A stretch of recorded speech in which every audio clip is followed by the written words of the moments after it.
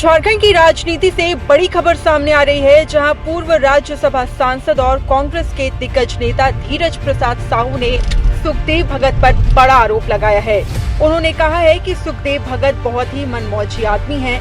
पहले अपने गिरिबान में वो झांक कर देखे कि उन्होंने क्या किया है, क्या नहीं किया है। वो पहले बीजेपी में गए और उसके बाद फिर वो वापस कांग्रेस में आ गए। वो क्या कर रहे हैं, क्या नहीं कर रहे हैं, कुछ समझ में नहीं आ रहा है। ऐसा नहीं है कि स्थानीय को ही टिकट मिला जाए। और रामेश्वर बाबू बहुत दिन से यहाँ पर सुखदेव भगत से पहले से यहाँ से राजनीति कर रहे हैं। उस समय उनका कोई आवाज़ नहीं उठाया गया। और जहाँ तक मुझे पता है कि सुखदेव भगत को लाने वाला है, राजनीति में लाने वाला रामेश्वर उरांव ही है। क्या वजह है कि आज उन लोग में 36 से आंकड़ा हो गया? ये सेल्फी लीडर है, हमारे गार्जियन की तरह है। मैं उन्हीं की उक्ति में आपको स्मरण दिला रहा हूँ। उन्होंने कहा था रांची में कि दो ना दो पर कोना मत दो। क्या रामेश्वर जी बताएं, वित्त मंत्री हमारे गार्जियन, वो बताएं ये सही है गलत है, वो क्या संविधान सम्मत है?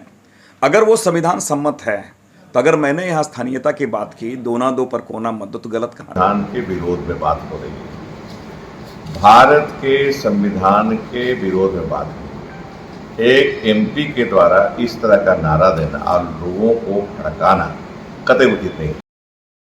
वहीं इस पूरे मामले पर ज्यादा जानकारी के साथ हमारे वरिष्ठ सहयोगी मनीष मेहता फोन लाइन पे जुड़ गए हैं। मनीष, इस बार हमने देखा कि धीरज प्रसाद साहू, देखिए, उन्होंने सुखदेव भगत पर बड़ा आरोप लगाया है और साफ तौर पर कहा है कि वो एक मनमौजी आदमी है। बिल्कुल रितिका, देखिए कि ये जो पूरी लड़ाई है धीरज प्रसाद साहू और सुखदेव भगत की, ये कोई नई बात नहीं है। और हमने कल भी इस विषय पर बाकायदा लाइव आकर के इस पूरे खबर से जुड़ी हुई तमाम तथ्यों को सामने रखा था पब्लिक के बीच में। लेकिन आज इसमें एक नया डेवलपमेंट ये हो गया है कि रामेश्वर उरांव के खिलाफ जिस तरह से सुखदेव भगत ने स्थानीय प्रत्याशी को लेकर के मोर्चा खोला था, जिससे का समर्थन वहां के कांग्रेस के कई विधायक के साथ साथ माफ करिएगा कि कांग्रेस के कई कार्यकर्ता भी कर रहे थे।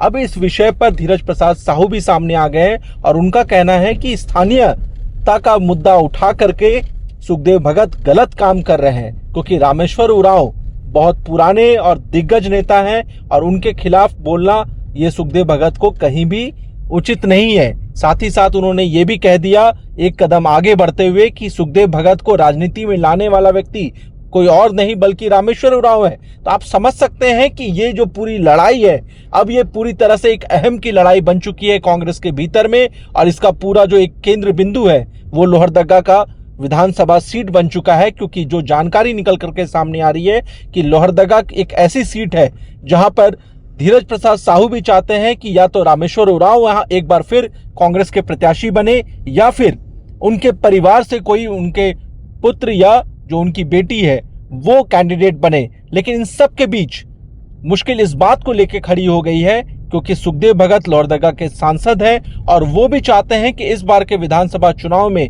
उनके घर से उनके बेटे जो हैं वो चुनाव लड़े। और यही वजह है कि ये तमाम नेता जो है, एक तरफ सुखदेव भगत है और दूसरी तरफ रामेश्वर उरांव और धीरज प्रसाद साहू है। अब देखने वाली बात यह है कि कांग्रेस का राष्ट्रीय नेतृत्व इस मामले में जो गुत्थी जो सामने दिख रही है उसको कैसे सुलझाती है और कैसे इन तीनों नेताओं को एकजुट करती है। क्योंकि अगर ये तीनों नेता अलग अलग फ्रंट पे लड़ते रहे तो ऐसी सूरत में निश्चित तौर पे ये कहा जा सकता है कि इसका सीधा लाभ जो विपक्षी पार्टी है उन्हें इस सीट पर मिलेगा। और यही कारण है कि इस पूरे मामले पर अब प्रदेश इकाई की भी नजर चली गई है। लेकिन गौर करने वाली बात यह है कि ये जो बयानबाजी का जो दौर चल रहा है ये रुकने का नाम नहीं ले रहा है और अब इसके आगे ये कहां तक जाएगा ये देखने वाली बात होगी। और सुखदेव भगत इस मुद्दे पर क्या कुछ बोलते हैं ये भी सबसे महत्वपूर्ण विषय होगा।